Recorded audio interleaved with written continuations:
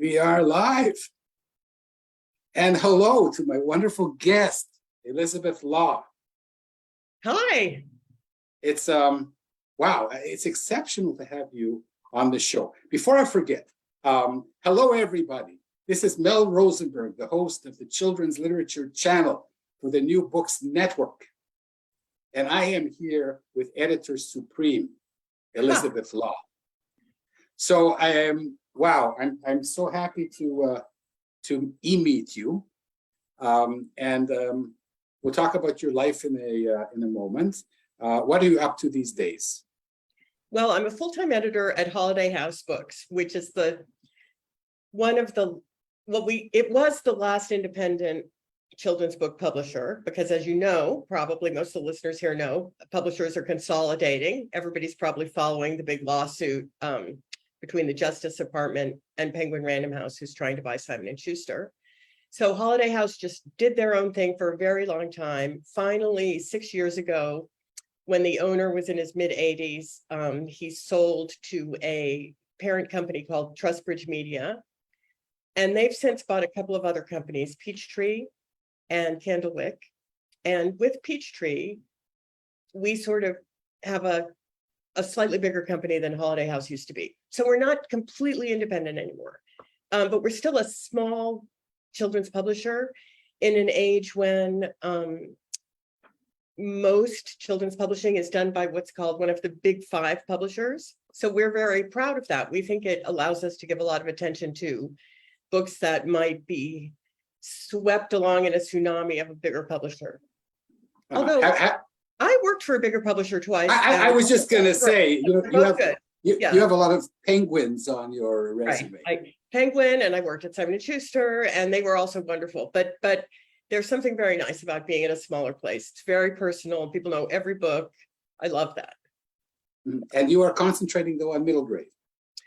I'm concentrating on finding middle grade. I'm actually editing a good handful of picture books, and each picture book is different and wonderful in its own way. And I'm getting a lot of picture book submissions, but I'm trying to find more middle grade. Sometimes it happens like that. You just get a wealth of wonderful things in a certain category.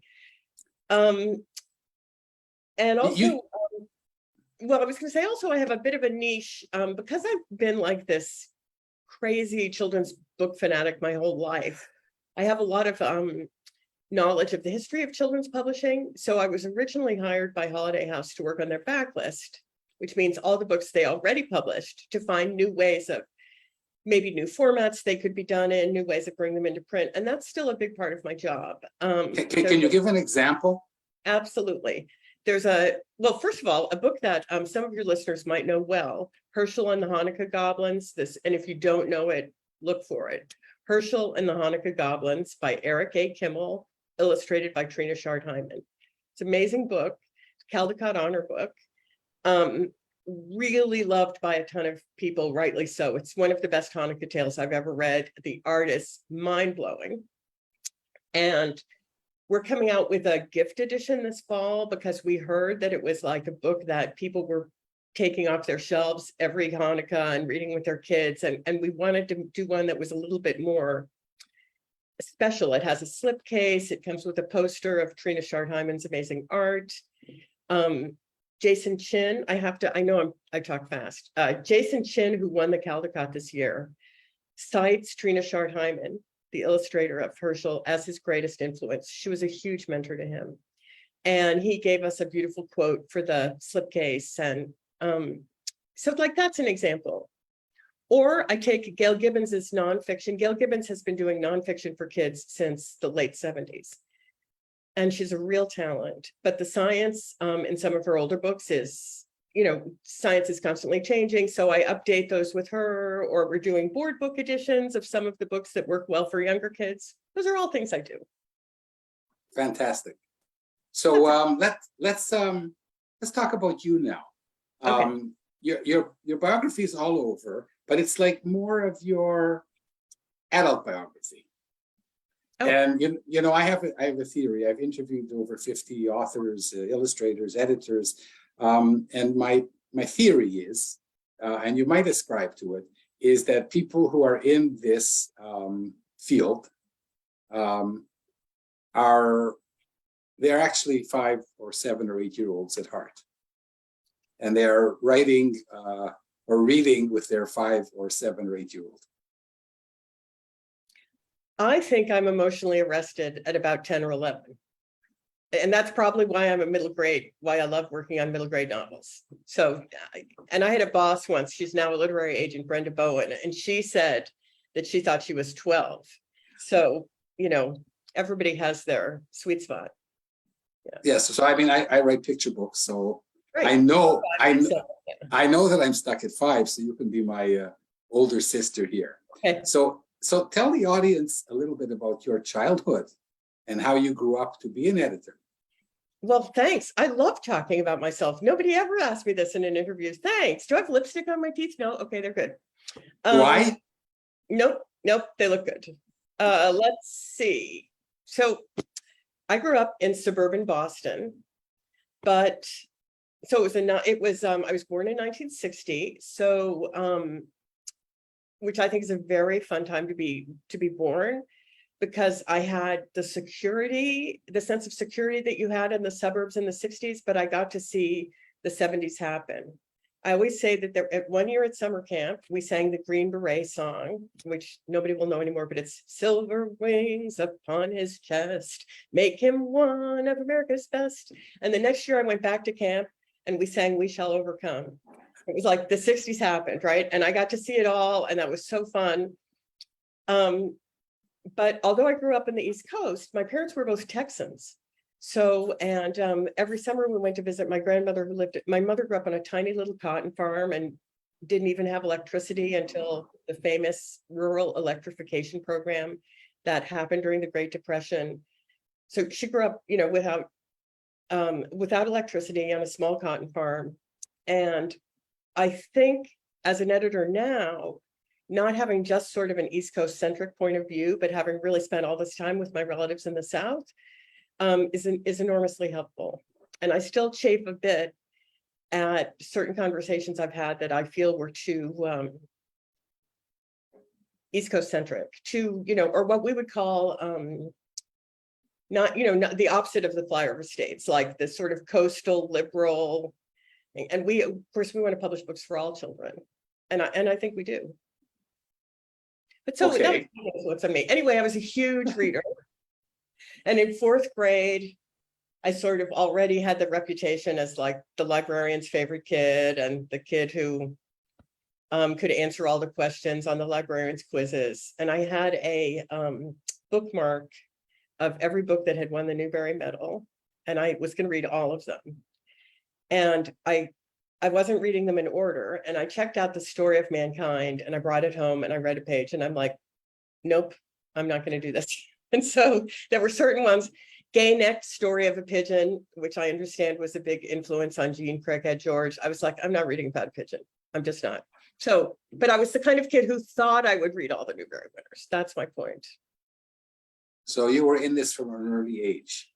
And this is a question that I've asked Harold Underdown, my mentor. So I'm asking you, why don't you write, or do you write? I don't write. Publish.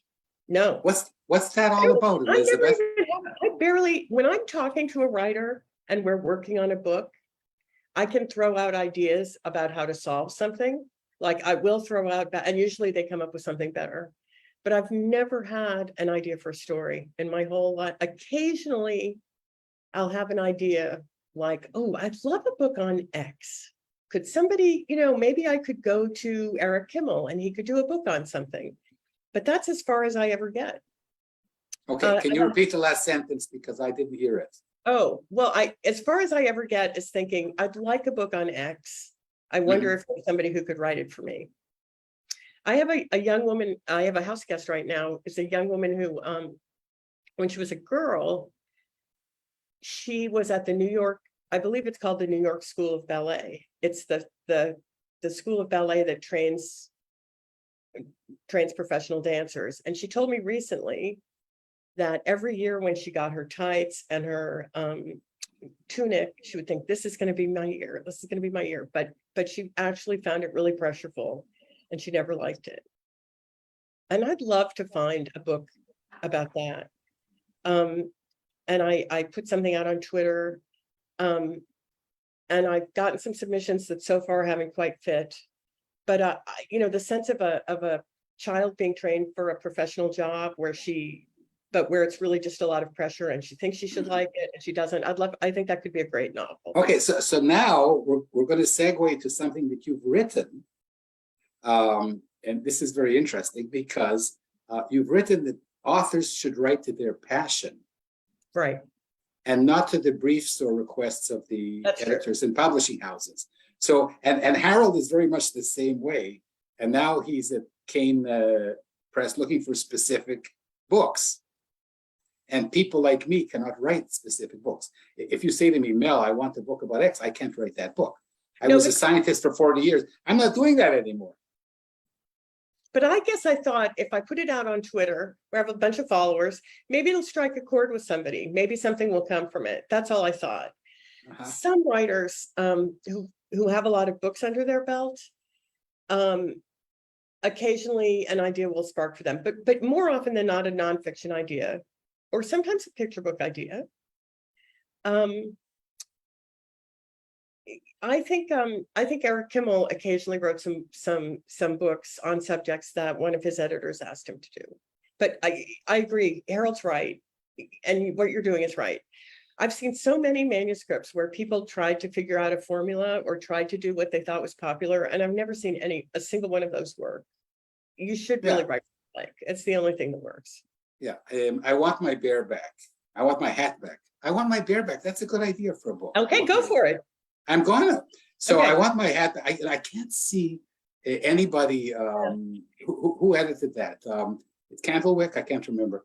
I don't remember either. I think so. Yeah, and another Elizabeth perhaps.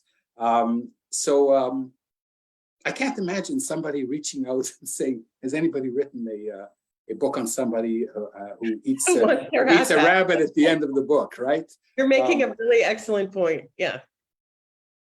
So this is part of my, when I interview people, I always want to hear this point. So on one hand, you're looking for a particular book, and some agents say, I'm looking for this and for that, but surprise me.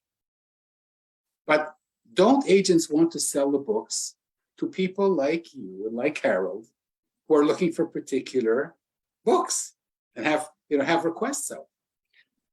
No, I think I totally understand why agents say that. Look, I've been saying that I'm particularly looking for middle grade novels, and in that time, I've acquired, since I started really saying it, I've gotten some middle grade novels that have come close that the authors are working on with me, but I've actually signed up 2 picture books because you just take what you like and think you can sell, and that's going to work. So I think there's another example of that. Let me think. I mean, I can't imagine. Well, here's what I want to say. It's kind of a segue. In a certain period, when I worked for Penguin Books for a really long time, I worked there for 18 years. And there was a certain period when we had a sales director who had no imagination, and all she would ever understand were books that were, she sort of understood series that were seasonally published where, or you had a new book by the big author every year, and it was always supposed to sell exactly the same. And, we editors all struggled with her because we would present a good book and she'd be like, I don't get it. It was not a happy era. And finally, at Scholastic, Brian Selznick published The Invention of Hugo Cabret, which was an incredible labor of love that he worked on with Tracy Mack. And it took them years, and the book was expensive and it was long and it was like nothing that had come before. And it was a wonderful and a huge success, and kind of thrilling the first time I saw it. And I remember the sales director saying, why don't we have a book like this on our list? And we all wanted to kill her because she would have fought that book tooth and nail. So agents, to go back to what you were saying, an agent knows, surprise me, send me something great, and we'll figure out how to sell it, because that sales director has long since left the business.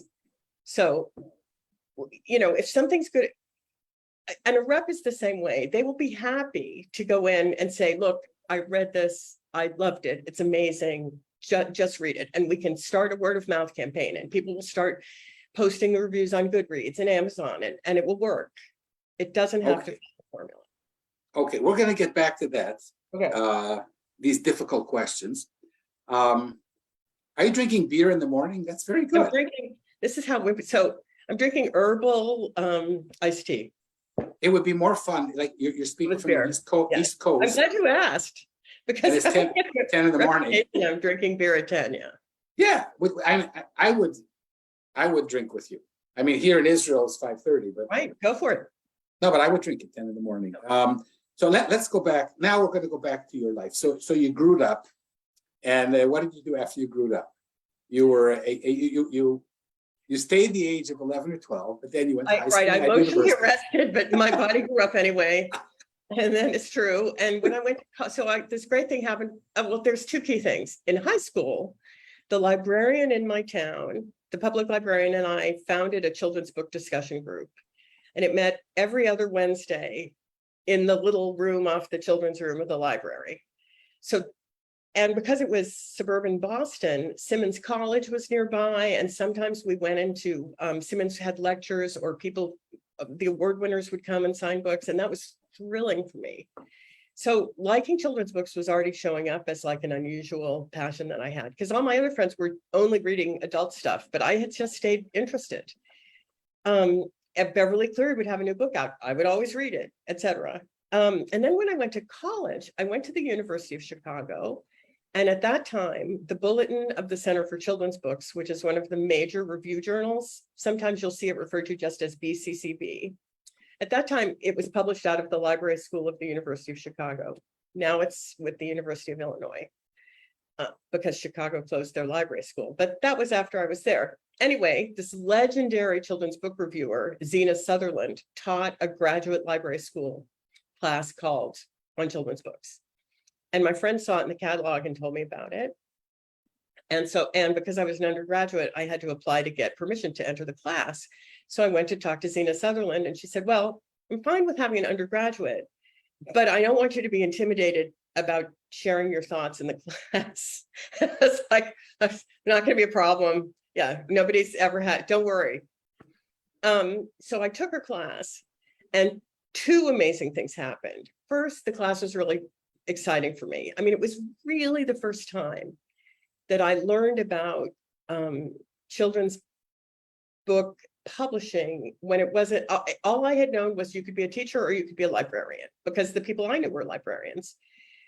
But she told stories about her friends in New York publishing. And she told a story about Ursula Nordstrom. She had lunch with Ursula Nordstrom, the legendary Harper editor, and Ursula Nordstrom said to her, Inch by Inch is going to win the Caldecott this year, and I'm going to quit my job.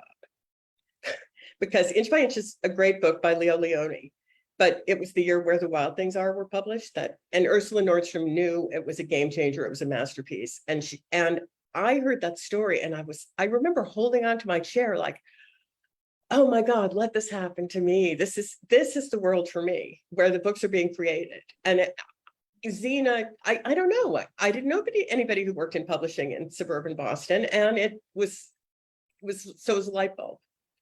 That was amazing. You didn't say what your undergraduate studies were in.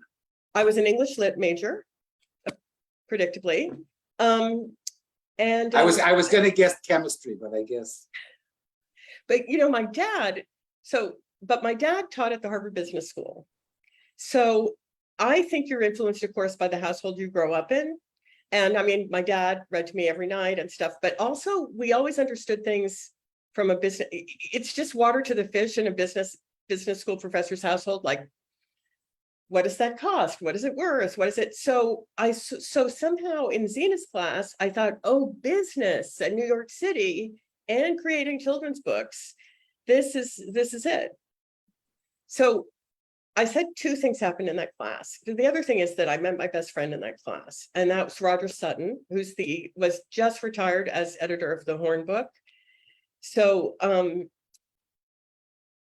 was what a gift that class was. And so after I graduated, I moved to New York City and slept behind a screen in a 1-bedroom apartment, and finally I worked as an office temp. And then I got hired as an assistant at Viking Children's Books. So and I had done it. Oh, there's one more story that's kind of cute. So I kept telling my parents that I was going to move to New York and be a children's book editor. And, my father kept saying, you like to read, you like to write, you'd be a great lawyer. He just wanted me to have a job. He didn't really get it about publishing. And my parents were at a cocktail party for a board that my dad was on. And he was talking to someone and he said, what do you do? And she said, well, I work for Scholastic Books. It's a children's book publisher. And he grabbed her by the shoulders and said, my God, you mean there is such a thing? And she said it was the only time that her husband's friends took any interest in what she did, which that really speaks to that era when there was like, the executive husband and then the wife with with the vacuum cleaner. A serious, yeah. Anyway, so I did do an internship for her in the summer of 1981, and I thought it was so exciting. I, walked to work in Times Square every day because Scholastic was in Times Square then, and I saw all these books. So that's more about my childhood and pre-New York life than you even need to know. But okay, but let's go back. Your dad, like my father, read to you when you were a small girl. Absolutely, every night. Yeah, my dad too. We have several things in common. And an academic family, right? Yes, and don't leave. Yeah, well, I used to be a professor. Don't leave the show without Stephen Sondheim. No, we're not there yet. How many hours do we have? I'm happy to talk about Stephen Sondheim for the next 3 hours. I'll have you back on the show. Okay. Because I have a theory. All right. Okay. So before we talk about Sondheim, what books did your dad, Professor Law, read to you as a 5-year-old, 4-year-old, 3-year-old? 4 or 5-year-old. Well, I know I got a copy of Madeline as a baby gift. And, I worked with the Bemelman estate quite a bit when I was at Viking. Yeah. I worked a lot. I worked a lot with Mrs. Bemelman's and their daughter, and then with John, who sort of took over. And we did nice people. They're wonderful. They're wonderful. And we as weird as it sounds, a big little stepping stone in my career was the Madeline paper dolls. I was building you up for that. Oh, okay. I said, what have you done? And you cited it like in rejuvenating books, and you cited something else. Talk about the Madeline cutouts. I cited the ones I was working on now. I'm sorry. I thought, but yes, I cut my teeth on Madeline and also Corduroy. I worked a lot with Don Freeman's estate. And Don Freeman, there was one of his books, Dandelion, really haunted me as a child because Dandelion is a line. So Don Freeman wrote Corduroy. His most famous book by far is Corduroy, about the little bear in the department store who's missing a button. It's wonderful, and I love Corduroy. And Dandelion, but Don wrote a lot of books, and they were all read not only by my dad, but I think there was a show in the States at the time called Captain Kangaroo. And they used to do this pan and scan reading of the books. I think they were produced by Roy Oakley at Weston Woods. I hope I'm getting his name right. But they would read a book every day. And one of the books was Dandelion. I had a copy too. And Dandelion is going to a party, and he gets really dandied up for the party. His hair gets put in curls and blown out. He gets this fancy jacket. He gets his nails done and everything. And he goes to the party, and his friends don't recognize. The giraffe answers the door. She's like, "You've got the wrong address." And she closes the door, and he raps, but they don't hear him. And a storm comes up, and he finds shelter under a weeping willow tree, and first the jacket's blown off, and it's raining, and his hairdo gets blown out and everything. And there's this picture of him under the weeping willow. So the weeping willow is saggy and Dandelion's standing there like that. And he's so alone, and his friends, and I was so, that picture made me so sad as a little girl. And of course, what happens is the sun comes out and he's like, I'm going to try one more time. And he knocks on the door, and now they recognize him because he's not all fancied up. And they're like, Dandelion, we were wondering where you were. I hope you didn't get caught in that storm. So of course it has a happy ending. And I think of it often, one, because how any moment you can relate, a child needs to relate to a book emotionally. I always keep that in mind. And we can't be afraid to have something hard or sad happen in the book. I think most people reading Dandelion I don't know why the heartbreak hit me so hard, except that Don Freeman drew the art so beautifully of this poor dejected lion under the weeping willow. But the lesson is, I often work with writers who are a little afraid to have the story get hard or sad. But I think kids like that, as long as it usually turns out okay in the ending. Okay, but what if it doesn't? I think that's okay too. Okay, but bless you for saying that. I usually don't talk about myself in the show, but I have to share this, Elizabeth, because my father died about 5 years ago, and he used to read to us Madeline, my absolute favorite book. And I live in Israel, but I'm Canadian, and I flew to Toronto to see him for the last time. He was 89. All the kids came over. The kids, like we're in our 60s, 70s, whatever. And we're sitting beside him, and Dad is barely talking. He can barely say a word. And we start, the 4 kids, to recite Madeline.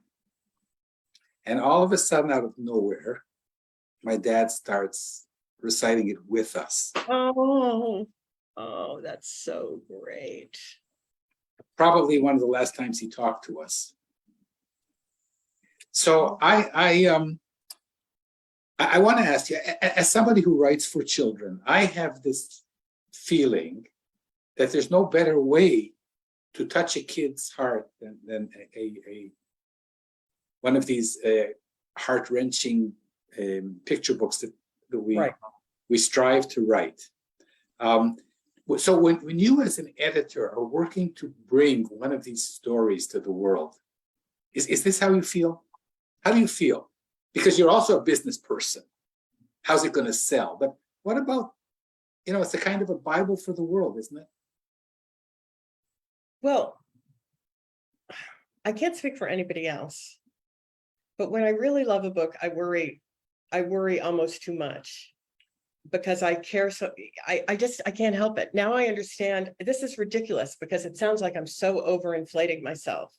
But I understand why Ursula Nordstrom wanted to quit. If Where the Wild Things Are didn't win the Caldecott, because you really care and you see how great the thing in front of you is. But I don't worry, is it going to become a huge seller? Because most books, that's not, unless you're working at a big house and you've signed up one of these super mega deals that has the burden of expectation on you, and that's its own thing.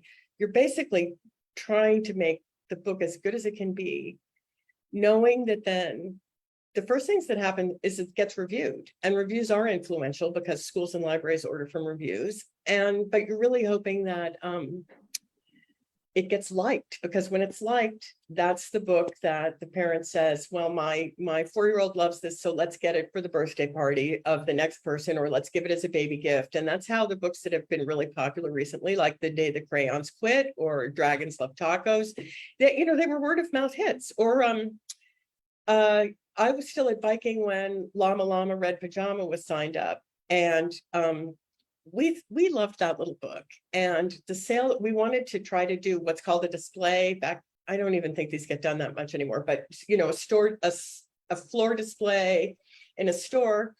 And the rep said, no, we already have our floor display for this season. And it didn't matter, because the book got found and people loved it. So you're just concentrating on the book in front of you, making it as good as it can be. That's really just what you do. But at the end of the day, all you have to do is touch one kid's heart,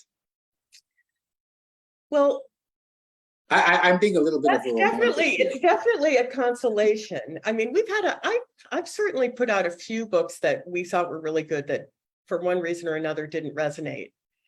And I think it's, that some people love it. It's true. And I guess it's funny, this is on my mind because I followed the Department of Justice Penguin Random House lawsuit. But all these big executives kept saying, well, you count on a few books to really hit and do well, and that can carry some other books along with them. So it's true. Ideally, you sign up every book with good intentions that it's going to hit. You have an idea of who's going to like it and why they're going to like it. And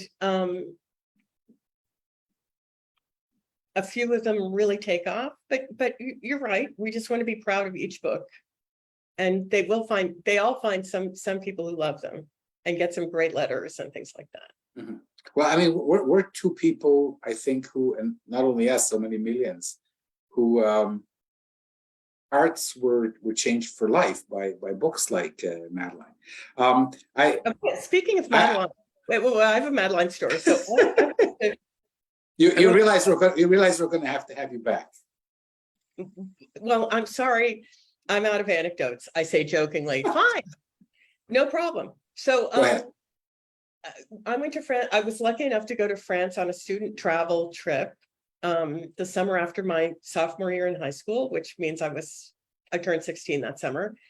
And I remember walking up to Sacré-Cœur and being like, oh my God, Madeline. And I figured out, like, they looked high and they're up in Montmartre and they looked low. And the images came back to me. And now, I really love France. And since the pandemic, I've been allowed to work from France 2 months a year. And we could possibly trace that right back to Madeline. I think it's entirely possible. So this is, we're going to now move on because it's becoming spookier as we talk. Okay. Because you and I are going to go offline and then go back online and talk about a few things. But this is really, I just realized something very important about my life and Madeline. We'll do that later. This is about you. Okay. So what I wanted to ask you is the following. This really bothers me. I've made a calculation that agents, let's talk about agents, get between 2,000 and 5,000 submissions a year. And you can correct me if you think the math is wrong. And they will take on between 2 and 5 authors a year. And if they're established, maybe not even in a particular genre. And so I figured out that, and their success rate is more than 50% or less than 100. So the chance of an author having a book published in children's literature is 1 in 5,000. And most of the authors I've spoken to on the program have a story. It's not like they just submitted something to a slush pile. They had a history in editing or journalism. They went to a meeting and met the editor. So at best, and I just had a story accepted here in Israel, and the chances are 1 in several thousand. I feel like I'm the luckiest camper here. And so my question is, if only 1 in 5,000 books gets published, what happens to the other 4,999? There must be other good books and authors that don't get noticed. Okay, well, your question surprised me, but I have an answer. I actually strongly believe that self-publishing now is no longer the terrible racket that it was growing up. Growing up means when I was working, the first 20 years I was working. I used to, feel terrible when people went with vanity presses and they were charged like $4,000 or $5,000, and then they got copies of the book to sell out of their garage and it was a nightmare. But now you can publish a book online, have it print on demand. Your friends can have copies. You can read it to your classroom. You can give it to people. And it's a legitimate thing. I'm not sure that companies that I'm not an expert on how well the companies that the big companies that promise to market your book or things like that, I'm not sure how much bang for your buck you get. But you can publish a book and not spend a fortune doing it and not end up with 1 million printed copies in your basement. So that's one thing. Secondly, I'm not sure I really think the odds are as bad as you asked what about the unpublished books. My friend Janet Pascal, who has passed away, but she was the managing editor at Viking Children's Books for a long time, Viking, the original publisher of Madeline, and Don Freeman. And she calculated these unsolicited manuscript pile, or we used to call it the slush pile. She calculated that we published 1 out of every 3,000 things there. And that was her calculation. And we have published out of the unsolicited manuscript pile at Holiday House since I've been there twice. It's not a lot. I think we've only published 2 things and I've been there about 5 years now. So, but what I wanted to say, even though this isn't your question, because I've been in the business so long, is that I think one of the things that has people get published is just plain persistence. I think the business is so much harder than most people think when they get into it. And, we all think we have something great to share with children, everybody but me, because I just never have any ideas, but everybody thinks they have something to share with kids and maybe they liked creative writing when they were younger or maybe whatever, and they send it in and they think, well, I'll do a little work on it. And they have no idea how hard it's going to be, how many years it's going to take them, how many rounds of picture book goes through, the conferences they might go to, the writers they'll be mentored by, but the ones who stay with it usually make it.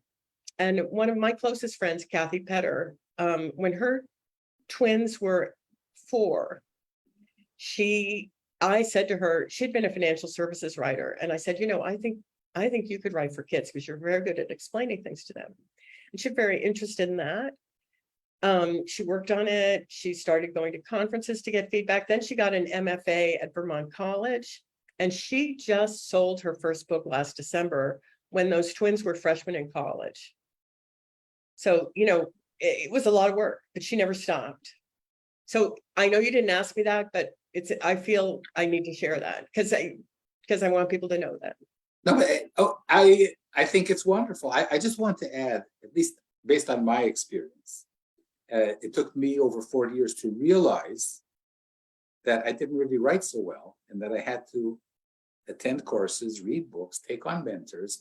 I think this is the disease, oh, this is a great story. How come, it's much better than what's in stores? How come people don't stand in line to acquire, right, Peter Pan meets Goldilocks? But so I would add one thing. This is my experience. It's not only persistence, it's also understanding that you have to get better and better and better and better and better. It's not in this business. It's not good enough to be excellent. That's right. And so that is the number one thing I would say.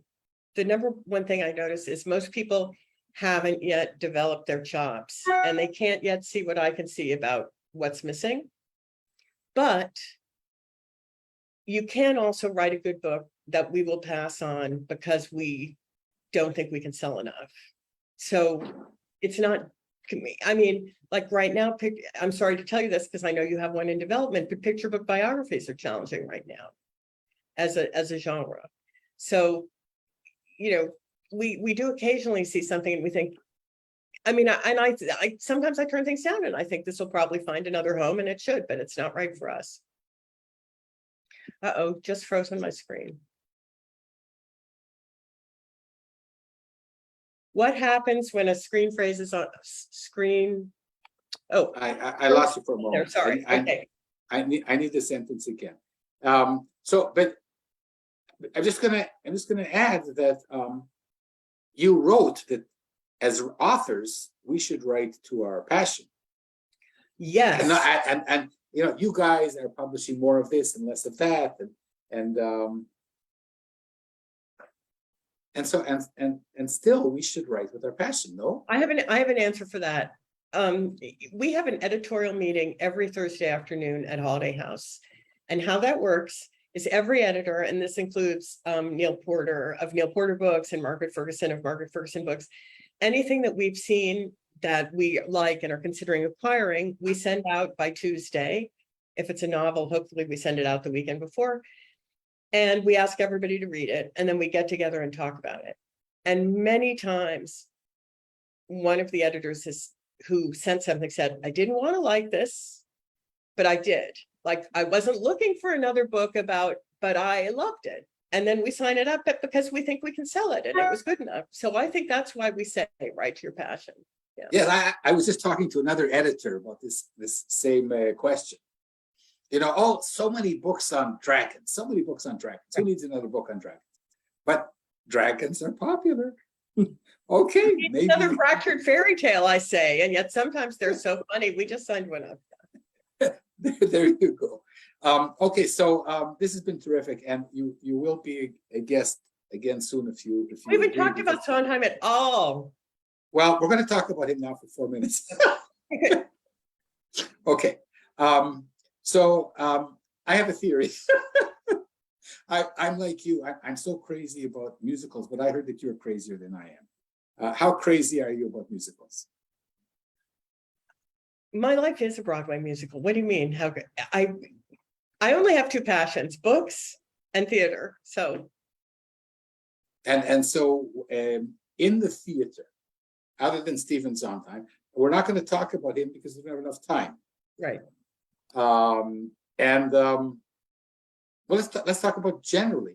You only love Sondheim, or no? What about what was that? Sondheim had a mentor whose name was Oscar Hammerstein. Right, Aki. Yeah, you don't go for Roger and Hammerstein. Okay, everybody who's interested in this question, I wish I was looking around to see if I had my copy right here. You've got to read Mary Rogers' book, Shy. It just came out last August 9th. The ebook is coming out August 31st. It's incredible, this book. It's called Shy, a memoir of something by Mary Rogers and Jesse Green. It's great. So, of course, I love Rogers and Hammerstein. Mary Rogers is Richard Rogers' daughter. She wrote Once Upon a Mattress. Some of my favorite musicals not composed by Stephen Sondheim are, of course, I love Hamilton, Fiddler on the Roof. And I don't really consider this a musical, but I was in 5th grade when Jesus Christ Superstar came out, and I had and I listened to it over and over and over and over and over. So I feel like Jesus Christ Superstar, Fiddler on the Roof, Hamilton, Rent, those are all like part of my life. They're not even, I don't even think of them as shows. I think of them as something that's like, I don't know, that I breathe in and out. And so, yeah, and just a couple of words on, I know you love Stephen Sondheim. He's like numero uno with you. Why is that? Wow, in just a couple of words. Well, I'll have you back, but you know. Well, so partly, again, to go back to our childhood, when I was 12, a family friend had done the costumes for, and was in a production of Company at Tufts University. So we went to see it. And the song Ladies Who Lunch was performed. And because my friend Martha was a very good costume designer, the woman who was singing Ladies Who Lunch really looked like a sort of jaded, bored housewife. And I remember a visceral feeling coming up my body. And I thought, that's my mother on stage. And I was 12, and I had been taken to like things like HMS Pinafore. And I didn't know that theater could be about people in my life walking around in the 70s. And it was so exciting. And I think that's the first thing that Sondheim, it was the first time that I really saw myself, weirdly, but you know, and I still think of it in some of his, I saw Into the Woods 2 nights ago. And unlike a lot of people, it's not my favorite Sondheim show because the ones I really love move me on a really personal level. That's my short answer. Well, okay, 2 more minutes. So West Side Story. What about West Side Story? What do you want me to say? Now, isn't that a genius? Isn't that like like I have trouble deciding. I teach courses in popular. It's a work of genius written by 3 Jewish men. And I think that's interesting because today we'd feel like we need Lin-Manuel Miranda to write part, we wouldn't let 3 Jewish creators write it. We wouldn't. Yeah. How did we let them do it back then? Because we weren't busy making sure, and I think it's great, making sure that we have enough Latino voices and urban voices, and it's great. Yeah. But I think they'd have more trouble now. We'd have to get some more creative. I don't know. They'd have to collaborate with people who were of that ethnicity. Mm-hmm. Okay, but I must tell you, we're going to talk about this next time. Okay. I feel persecuted, not as a Jewish children's writer, but as a male children's writer. I know. I feel really bad for the white men who feel like you guys had a good run. That's my feeling. Shut up. That's hilarious. Okay, we'll talk about that next time. Okay. So I teach academic courses in popular music. I might invite you. And as you know, I'm raking over West Side Story as we talk. And here's something from Sondheim. Today, the world was just an address, a place for me to live in, no better than all right. And I think his genius is, like as a writer, you say, okay, he put that in because he didn't have anything better to write, but it's brilliant in sometimes I don't know if I'm expressing myself properly, but out of the need to complete a line, sometimes your brilliance shows. Oh, isn't that interesting? You've got to read The Street Where I Live by Alan J. Lerner. He writes it because, he was the book writer, and he writes about creating My Fair Lady, Gigi, and Camelot. And he has something to say about that. I think Camelot is, so what I wanted to say, and I'm teaching my students this, is I think that the success of the musical songs is because they tell stories the way that our children's book tells stories. And maybe that's why you and I are so connected to both the genres. Yeah, we love stories. So listen, this has been almost an hour, and we have lots more to talk about. So I'm going to book you again. Okay, till next time. So read to your children. Those are my last words. Read to your children. Oh, absolutely. Well, my children are now in their 30s. I was saying it for the benefit of anybody. I just want that to be my last words. Yes. For everybody else. Yes. Read to your children. That's wonderful. I'm going to say thank you, Elizabeth Law. You have far surpassed my dreams of interviewing you.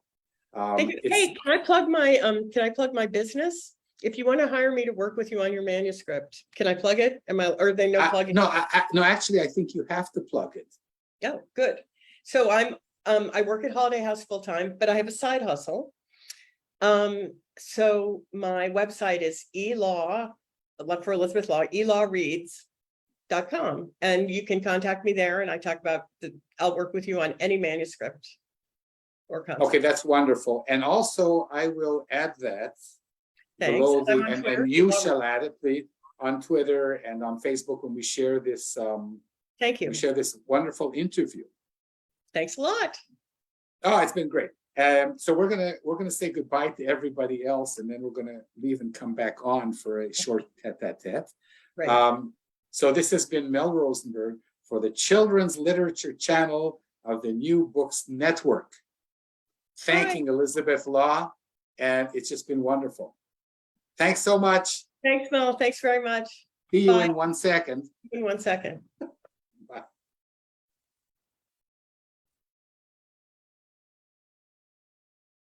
Having trouble. Okay. Bye, everybody.